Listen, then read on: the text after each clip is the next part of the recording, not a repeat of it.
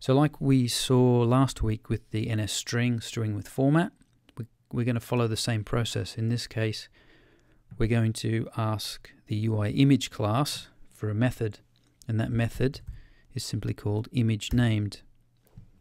Now this method takes an argument of an NS string, and the NS string is simply the name of the file. Okay, so in this case, the first segment, which is segment index 0, is related to football. So I need to say the name of the image of the football, JPG.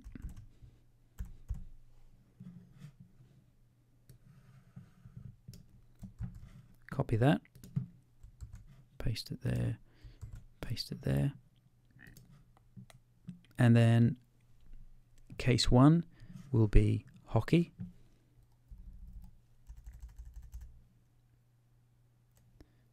HOCKEY.jpg, and then finally rugby.jpg. Now these names here need to be exactly the same as your image file. So if I put soccer with an S, with a capital S, then it wouldn't be able to find the image. Okay, if we save that and run that,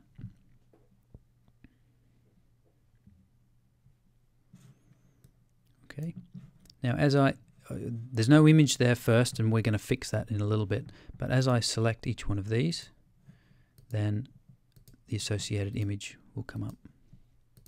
Now what you'll notice is that the images are stretched. Okay, they're out of proportions, so we'll fix that as well. Okay, we'll fix that second thing first.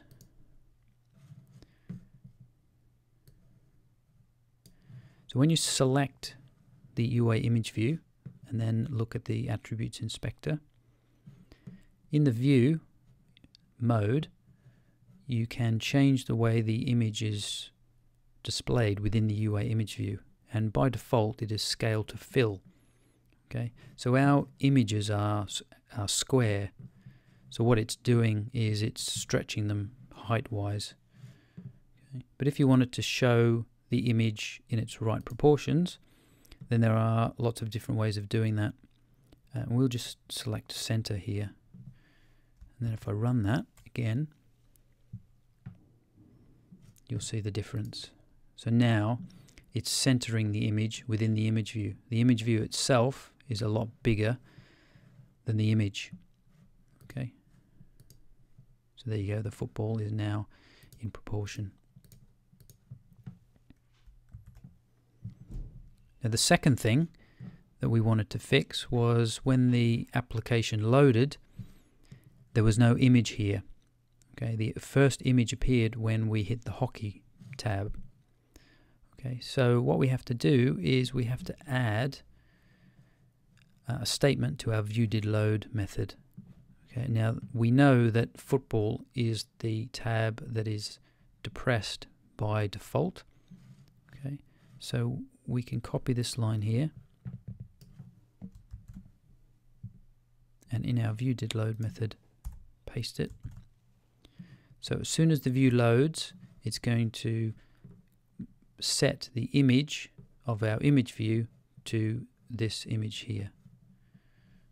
Okay, so we run that again, and now immediately the view loads, the image has appeared.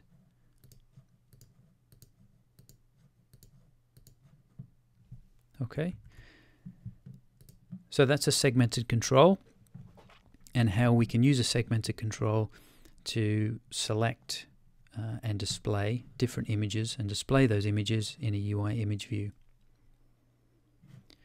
Okay, so that's the first little program that we're going to make today. So if we close that down, and we're going to create a new project. And again, we're going to create a single view application.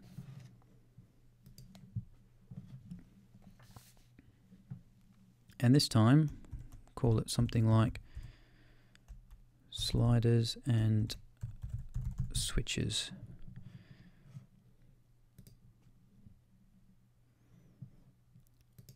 and save that.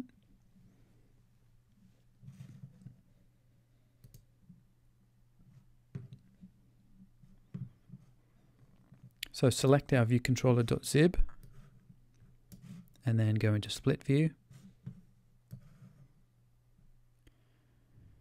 So in this application, what we're going to look at is a UI slider and displaying the value of a UI slider in a label, a UI switch and displaying the value of the UI switch in a label, and finally a stepper, which is something that's new to iOS 5, and displaying the value of the stepper in a label.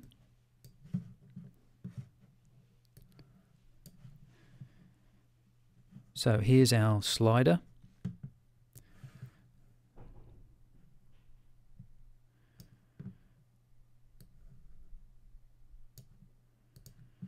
And here's our switch.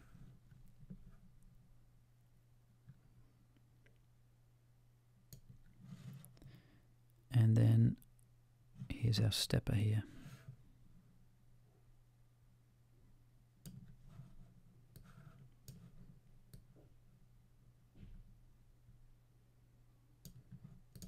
Okay, so for each one of those, we want a label. And I'm going to align it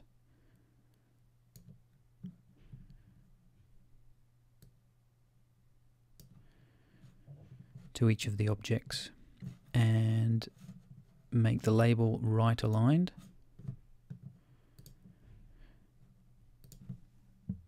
And I'm just going to copy and paste that label and then paste it again. Okay, so now we have those three objects and a label. So if we run that application straight away, without writing any code, you'll be able to see the functionality that's built into these objects or UI controls immediately. So the slider, straight away we can slide the button, and as you see, as you slide it to the right, the blue section follows along.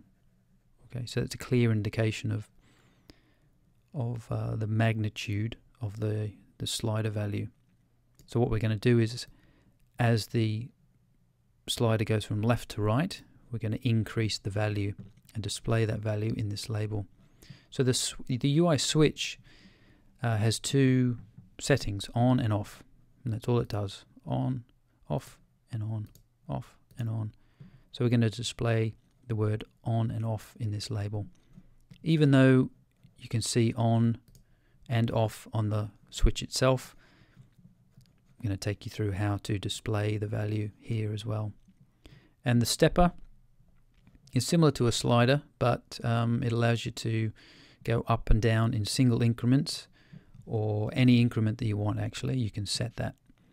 So you can go up and you can go down. So as you click, each time you click, that change is going to be shown in the label.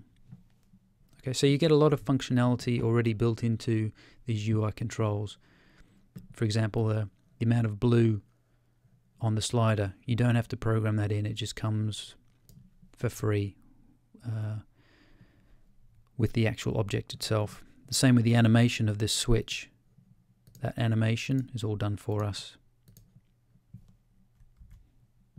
Okay, so like we've done before, we need to connect all of these objects up to our code.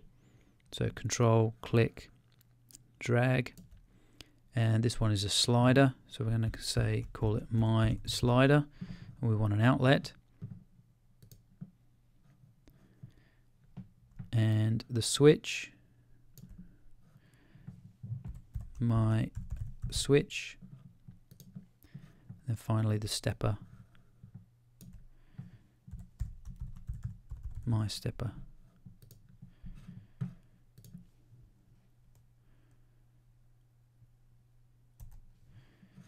And now we want to connect these labels up. So let's call it slider label.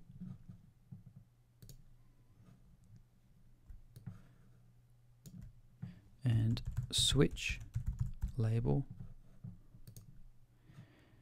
and stepper label. Okay, so there's our 6 outlets, IB outlets. But like we did with the segmented control, we need actions to go along with these 3 objects. Okay, so same process, but this time we want an action. So from the slider, let's call this change slider value. And you'll also notice here that this is value changed.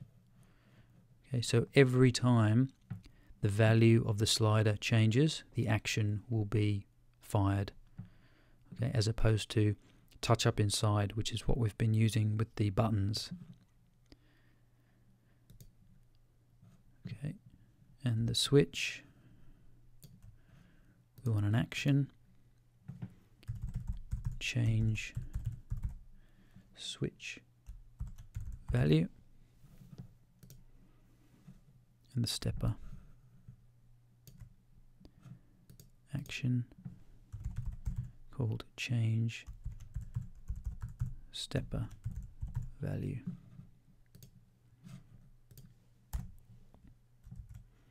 Okay, so 6 properties associated with our 6 objects, and then 3 IB actions associated with the actions that we want to be fired when we interact with these 3 objects.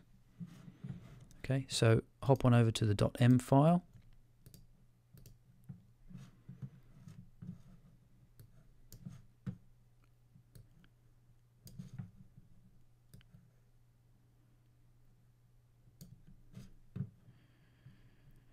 Okay, and all the way down to the bottom where we can see our 3 methods. Change slider value, change switch value, and change stepper value.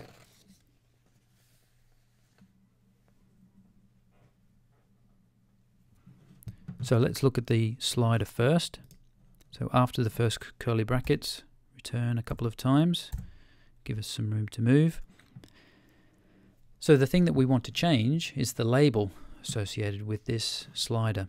So as usual, we need to make reference to the slider label and the property of text.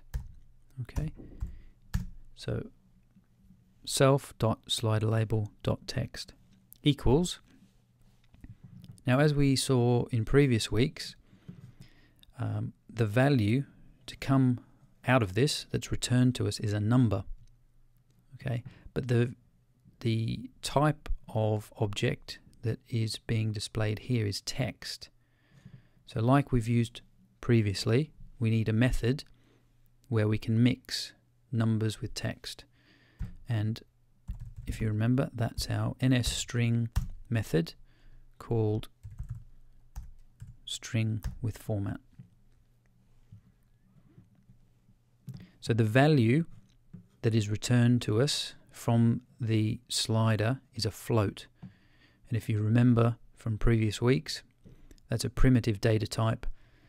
And we looked at 2 primitive data types. That was the integers, so int, and also float. And so the floating point number is a number with decimal places.